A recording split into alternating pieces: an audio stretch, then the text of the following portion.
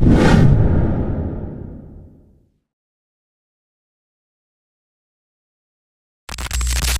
pagi semuanya. Kita akan membahas strategi manajemen aset dan liabilitas kita untuk kuartal ini. Saya ingin memulai dengan laporan dari Treasury Manager bagaimana kondisi likuiditas kita saat ini.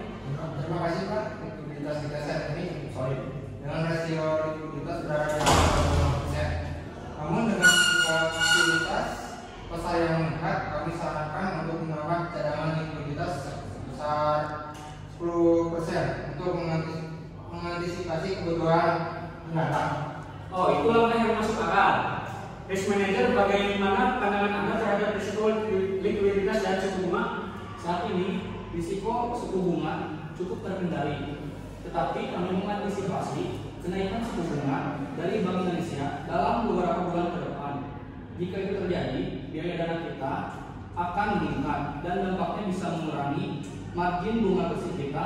Kita perlu strategi mitigasi seperti melakukan hedging. Oke, terima kasih. Bagaimana dengan portofolio kredit? Apakah ada risiko peningkatan NPL? Saya minta laporan dari Credit Manager.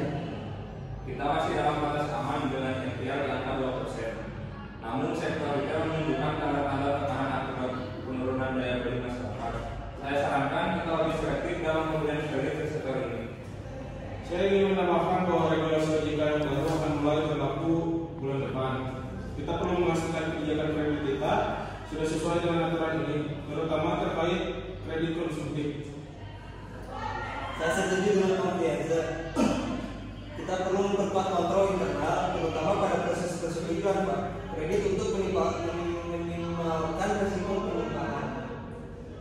Sekarang saya ingin mendengar dari market analis terkait perkembangan ekonomi. Bagaimana prediksi suku bunga dan inflasi ke depannya? Dalam beberapa bulan ke depan, kami memperkirakan inflasi akan meningkat hingga 8%. Sementara itu, suku bunga acuan bisa naik 50 basis poin. Ini akan mempengaruhi beban biaya dana dan daya beli nasabah.